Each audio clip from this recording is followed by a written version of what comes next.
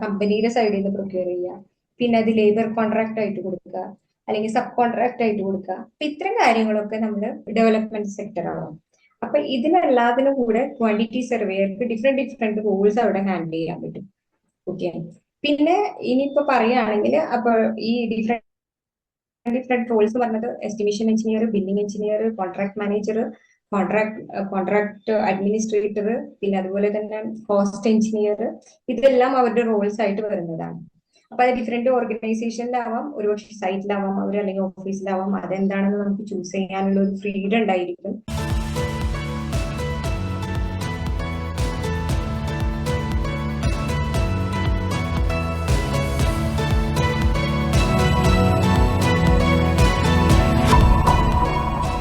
Good morning. ഇന്ന് നമ്മുടെ കൂടെ ഉള്ളത് മിനി പ്രമോദ് മിസ് ആണ്. ക്വാണ്ടിറ്റി സർവേയിങ് ഫീൽഡിൽ തന്നെ 23 years ഓഫ് എക്സ്പീരിയൻസ് ആണ് മിസ്സിനുള്ളത്. നമുക്ക് കുറച്ച് ക്വാണ്ടിറ്റി സർവേയിങ് റിലേറ്റഡ് ആയിട്ടുള്ള ക്വസ്റ്റ്യൻസ് മിസ്സുമായിട്ട് ഡിസ്കസ് ചെയ്യാം. Hello miss. Hello. Okay miss, ഇപ്പൊ നമ്മുടെ ബിസിനസ്സിലായാലും പ്രൊഫഷണൽസിനാണെങ്കിൽ പോലും ക്വാണ്ടിറ്റി സർവേയിങ് ഫീൽഡിൽ അല്ലെങ്കിൽ ക്വാണ്ടിറ്റി സർവേയിങ് ഇൻഡസ്ട്രിയിൽ എന്തൊക്കെയാണ് ഓപ്പർച്യൂണിറ്റീസ് ഉള്ളത്? അതായത് ഇപ്പോ പ്രൊഫഷണൽസ് എന്ന് പറഞ്ഞിട്ടുണ്ടെങ്കിൽ നമുക്കത് ഡിഫറെന്റ് ഇൻഡസ്ട്രി ആയിട്ട് തിരിക്കാം. ഒന്ന് റെസിഡൻഷ്യൽ സെഗ്മെന്റ് ആവാം, ഇൻഡസ്ട്രിയൽ സെഗ്മെന്റ് ആവാം, അതുപോലെ തന്നെ ഇൻഫ്രാസ്ട്രക്ചർ സെഗ്മെന്റ് ആവാം, പിന്നെ നമ്മുടെ ഡെവലപ്മെന്റ് സെക്ടർ ആവാം. അപ്പൊ ഇതിനെല്ലാത്തിനും കൂടെ ക്വാണ്ടിറ്റി സർവേയർക്ക് ഡിഫറെന്റ് റോൾസ് അവിടെ ഹാൻഡിൽ ചെയ്യാൻ പറ്റും. ഓക്കെ. പിന്നെ ഇനിയിപ്പോ പറയുകയാണെങ്കിൽ അപ്പൊ ഈ ഡിഫറെന്റ് റോൾസ് പറഞ്ഞത് estimation engineer, billing engineer, contract manager, contract administrator, പിന്നെ അതുപോലെ തന്നെ കോസ്റ്റ് എഞ്ചിനീയർ, ഇതെല്ലാം അവരുടെ റോൾസ് ആയിട്ട് വരുന്നതാണ്. അപ്പൊ അത് ഡിഫറെന്റ് ഓർഗനൈസേഷനിലാവാം, ഒരുപക്ഷെ സൈറ്റിലാവാം, അവർ അല്ലെങ്കിൽ ഓഫീസിലാവാം. അതെന്താണെന്ന് നമുക്ക് ചൂസ് ചെയ്യാനുള്ള ഒരു ഫ്രീഡം ഉണ്ടായിരിക്കും. പിന്നെ ഇപ്പോ അവർക്ക് ഒരു ബിസിനസ് സ്റ്റാർട്ട് ചെയ്യുന്ന ആളെ സംബന്ധിച്ചിടത്തോളം പറയുകയാണെങ്കിൽ അവർക്കിപ്പോ ഇനീഷ്യലി ഒരു നോളജ് കിട്ടി കഴിഞ്ഞു എല്ലാത്തിനെ കുറിച്ചും. നമ്മൾ പറഞ്ഞല്ലോ, ക്യൂഎസ് എന്ന് പറഞ്ഞിട്ടുണ്ടെങ്കിൽ അവർക്ക് കോസ്റ്റിനെ കുറിച്ച് വെരി ഇമ്പോർട്ടന്റ് ആയിട്ടുള്ള റോൾ എല്ലാതും അറിഞ്ഞിരിക്കും. അപ്പൊ അങ്ങനെയുള്ള ഒരാൾക്ക് ഒരു ബിസിനസ് സ്റ്റാർട്ട് ചെയ്യണമെങ്കിൽ മേജർ കോസ്റ്റ് എന്താണ്? ബിസിനസിന്റെ മേജർ കോസ്റ്റ് എന്ന് പറഞ്ഞാൽ കൺസ്ട്രക്ഷൻ കോസ്റ്റ് ആണ്. ആ കോസ്റ്റിനെ കുറിച്ച് അറിവുണ്ടായി കഴിഞ്ഞാൽ പിന്നെ അവർക്ക് എളുപ്പമാണ്, ബാക്കി കാര്യങ്ങൾ മൂവ് ചെയ്യാൻ വേണ്ടിയിട്ട് എളുപ്പമാണ്. അപ്പൊ ഇപ്പൊ ഞാനൊരു ക്യൂഎസ് ആയിട്ട് വർക്ക് ചെയ്തിരുന്ന ഒരു പ്രൊഫഷണൽ ആയിട്ടുള്ള ഒരാൾക്ക് എനിക്കൊരു ബിസിനസ് സ്റ്റാർട്ട് ചെയ്യണമെങ്കിൽ, ഒരു റിയൽ എസ്റ്റേറ്റ് ബിസിനസ് സ്റ്റാർട്ട് ചെയ്യണമെങ്കിൽ സ്മോൾ ലെവലിലാണെന്ന് വിചാരിച്ചോളൂ. ഇനീഷ്യൽ തന്നെ എന്റെ കയ്യിലുണ്ട് എല്ലാ കൺട്രോളും. എനിക്കറിയാം എന്തൊക്കെയാണ് അവൈലബിലിറ്റി, എന്താണ് കോസ്റ്റ്, എത്രയാണ് വരുന്നത്. അതാണ് പ്രധാനമായിട്ടുള്ള ഒരു കൺസ്ട്രക്ഷന്റെ കോസ്റ്റ് എന്ന് പറയുന്നത്. അത് കഴിഞ്ഞിട്ട് ബാക്കിയുള്ള ആസ്പെക്ട്സ് ആണ്, അതായത് മാർക്കറ്റിംഗ് ആവാം, സെയിൽസ് ആവാം, ലാൻഡ് അക്വിസിഷൻ ആവാം, ഇതൊക്കെയാണ് പിന്നീട് വരുന്ന കോസ്റ്റ് എന്ന് പറയുന്നത്. അത് ഡിഫറെന്റ് ഏജൻസിനെ കൊണ്ട് മേജർ ആസ്പെക്ട്സ് ആ കോസ്റ്റ് എന്താണോ അനലൈസ് ചെയ്ത് കഴിഞ്ഞാൽ അവർക്ക് ഒരു ബിസിനസ് സ്റ്റാർട്ടപ്പ് ചെയ്യാൻ എളുപ്പമായിരിക്കും. ഓക്കെ. എനിക്ക് പലരെയും അറിയാം ഇങ്ങനെ സ്റ്റാർട്ട് ചെയ്തവര്. ക്യൂഎസിന്റെ ഫീൽഡ് വിട്ടിട്ട് അവരിങ്ങനെ സ്റ്റാർട്ട് ചെയ്യുമ്പോൾ അവർക്ക് ഏറ്റവും ഈസി ആയിരിക്കും. കൺസ്ട്രക്ഷൻ അവരുടെ കൺട്രോളിലുള്ള കാര്യമാണ്. മനസ്സിലായല്ലോ? അങ്ങനെയാണ് ഏറ്റവും എളുപ്പത്തിൽ ഒരു ബിസിനസ് പേഴ്സണ് ഈ ക്യൂഎസ് ഫീൽഡിൽ ചേഞ്ച് ചെയ്യാൻ പറ്റുന്ന ഏറ്റവും ബെസ്റ്റ് ഓപ്പർച്യൂണിറ്റി. ഓക്കെ. നമ്മുടെ ക്വാണ്ടിറ്റി സർവേയിങ് ഫീൽഡിൽ ഏറ്റവും കൂടുതൽ പുതിയതായിട്ടുള്ള ഇന്നോവേഷൻസ് കൊണ്ടുവരാൻ പറ്റുന്നത് ആർക്കൊക്കെ ആയിരിക്കും? അതായത് ഇപ്പോ നമുക്കൊരു പ്രോജക്റ്റിനെ സംബന്ധിച്ചിടത്തോളം നമുക്കൊരു പ്രോജക്റ്റിന്റെ ഡീറ്റെയിൽ കിട്ടിക്കഴിഞ്ഞാൽ നമ്മൾ അതിന്റെ കോസ്റ്റ് വർക്ക്ഔട്ട് ചെയ്യുക എന്നുള്ളതാണ് ഒരു ക്യൂഎസിന്റെ ഒരു മെയിൻ ജോബ് എന്ന് പറയുന്നത്.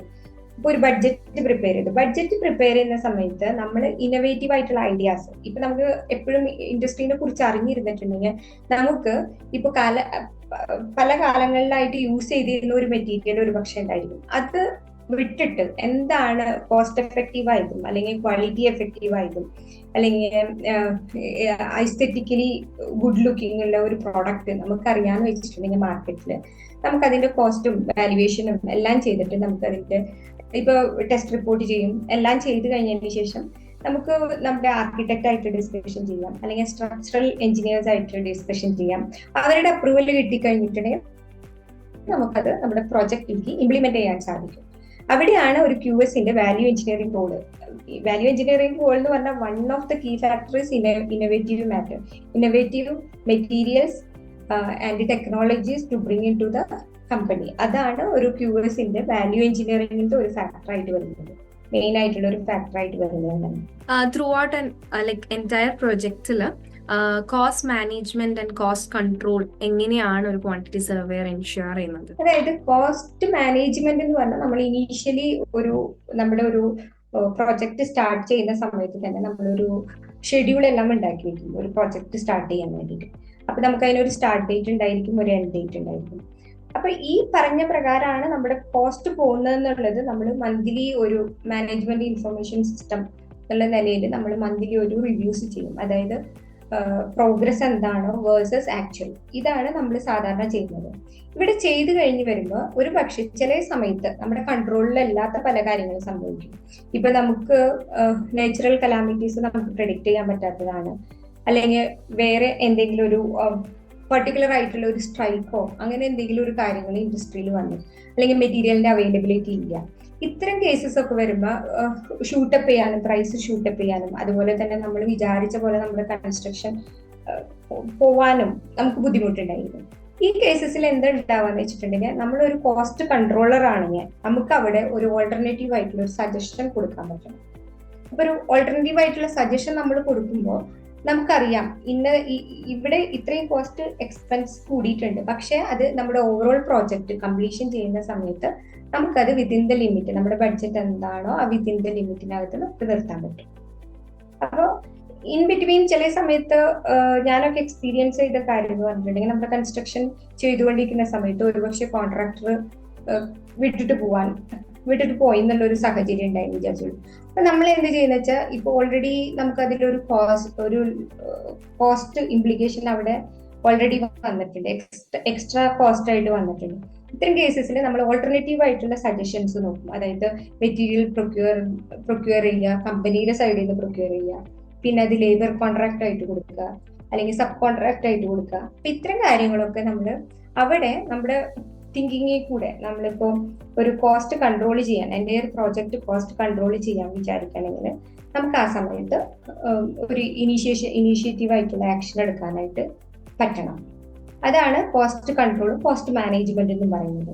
മാനേജ്മെന്റ് എന്ന് പറഞ്ഞാൽ നമ്മൾ റെഗുലർ ആയിട്ട് ചെയ്തു പോരുന്ന ഒരു സിസ്റ്റം തന്നെയാണ്. കോസ്റ്റ് കൺട്രോൾ എന്ന് പറഞ്ഞാൽ ഇൻ ബിറ്റ്വീനിൽ എന്തെങ്കിലും വന്നിട്ടുണ്ടെങ്കിൽ അത് നമ്മളെങ്ങനെ കൺട്രോൾ ചെയ്ത് നമ്മുടെ വിത്തിൻ ദ ബഡ്ജറ്റിനകത്ത് കൺസ്ട്രക്ഷൻ ഫിനിഷ് ചെയ്യാനുള്ള ആക്ഷൻ എടുക്കുക. അതാണ് ക്വാണ്ടിറ്റി സർവേയിങ് ഫീൽഡിൽ കരിയർ പെർസ്യൂ ചെയ്യാൻ ആഗ്രഹിക്കുന്നവർക്ക് വേണ്ടി എന്തെങ്കിലും ടിപ്സ് കൊടുക്കാനുണ്ടോ? ടിപ്സ് കൊടുക്കാനുണ്ടോ എന്ന് ചോദിച്ചാൽ അവരെപ്പോഴും ഞാൻ ആദ്യം പറഞ്ഞ പോലെ തന്നെ ഓപ്പൺ മൈൻഡ് ആയിരിക്കുക. അതായത് ന്യൂ ടെക്നോളജീസും ന്യൂ ഇന്നോവേഷൻസും മാർക്കറ്റിൽ വരുന്ന ചേഞ്ചസും എല്ലാം അക്സെപ്റ്റ് ചെയ്യാൻ പഠിക്കാൻ എപ്പോഴും തയ്യാറായിരിക്കുക. എന്താ വെച്ചാൽ എപ്പോഴും നമ്മൾ പഠിച്ചുകൊണ്ടിരിക്കുക. ഒരു ലേണർ ആണെങ്കിൽ നമുക്ക് എപ്പോഴും ഇഷ്ടത്തോടു കൂടി ഒരു ജോലി ചെയ്യാൻ പറ്റും. നേരെ തിരിച്ച് നമുക്ക് കുറച്ച് നാളെ ഒരു ജോലി ചെയ്ത് കഴിഞ്ഞാൽ ബോറിംഗ് ആയി തുടങ്ങിയിട്ടുണ്ടെങ്കിൽ പിന്നെ അത് നമുക്ക് ചെയ്യാൻ തോന്നില്ല. അപ്പൊ സാധാരണ ഒരു ക്വാണ്ടിറ്റി സർവേയർ ചെയ്യേണ്ടത് എന്താ വെച്ചാൽ ഒരു 2 years ഒരു പർട്ടിക്കുലർ ഡെസിഗ്നേഷനിൽ നിൽക്കുന്ന ഒരാള് നെക്സ്റ്റത്തെ ഇയർ വരുമ്പോൾ അയാൾ ഒരു ജോബ് ഷിഫ്റ്റ് ചേഞ്ച് ചെയ്യാൻ ആഗ്രഹിക്കുക എന്നുള്ളത് എനിക്ക് പറയാൻ പറ്റുള്ളൂ. എന്ന് വെച്ചാൽ ഞാനൊക്കെ ചെയ്തിരുന്ന അങ്ങനെയാണെന്ന് വെച്ചാൽ നമുക്കിപ്പോ ഒരു ബില്ലിംഗ് എഞ്ചിനീയർ ആയിട്ട് ഞാൻ കരിയർ സ്റ്റാർട്ട് ചെയ്ത ആളാണ്. അപ്പൊ ബില്ലിംഗ് എഞ്ചിനീയർ ആയിട്ട് എന്നിരുന്നാൽ നമ്മളൊരു ബില്ലിംഗ് ഹെഡ് ആവാം, അങ്ങനെ പലതാവാം. പക്ഷെ അതൊരു ബോറിംഗ് ജോബാണ്. അപ്പോഴാണ് ഞാൻ ആദ്യം പറഞ്ഞ മെന്റർ എന്ന് പറഞ്ഞിട്ടുണ്ടെങ്കിൽ അന്നൊന്നും എനിക്ക് അറിയണ്ടായിരുന്നില്ല. ഞാൻ ജോയിൻ ചെയ്ത സമയത്തൊന്നും QS എന്ന് പറഞ്ഞ പല റോൾസ് ഉണ്ടെന്നുള്ളതൊന്നും നമുക്ക് അത്ര അറിവില്ലാത്തൊരു കാര്യമാണ്. ആ സമയത്താണ് QSന്റെ പല റോൾസിനെ കുറിച്ചിട്ടും റെസ്പോൺസിബിലിറ്റീസിനെ കുറിച്ചിട്ടും പറഞ്ഞത്. നമ്മൾ റെസ്പോൺസിബിലിറ്റി എടുക്കാനും കൂടെ തയ്യാറാണ് കേട്ടോ. നെക്സ്റ്റ് ഒരു ഹയർ ഡെസിഗ്നേഷനിലേക്ക് ഡിഫറെന്റ് ഡിപ്പാർട്ട്മെന്റിൽ പോകുമ്പോൾ നമ്മൾ ഒരു റെസ്പോൺസിബിലിറ്റി എടുക്കാനും കൂടെ തയ്യാറുള്ള ഒരു മൈൻഡായിട്ട് അപ്രോച്ച് ചെയ്യാം.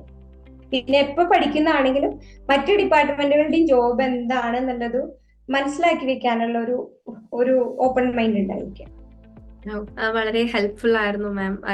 ഒരുപാട് ഇൻഫോർമേഷൻസ് നമുക്ക് ഈ ഒരു സെഷനിൽ കിട്ടിയിട്ടുണ്ട്. നമ്മുടെ വ്യൂവേഴ്സിനൊക്കെ ഭയങ്കര എഫക്റ്റീവ് ആയിട്ടുള്ള ഒരു സെഷൻ തന്നെയായിരുന്നു. Thank you so much mini miss. Thank you so much for your time. Thank you so much.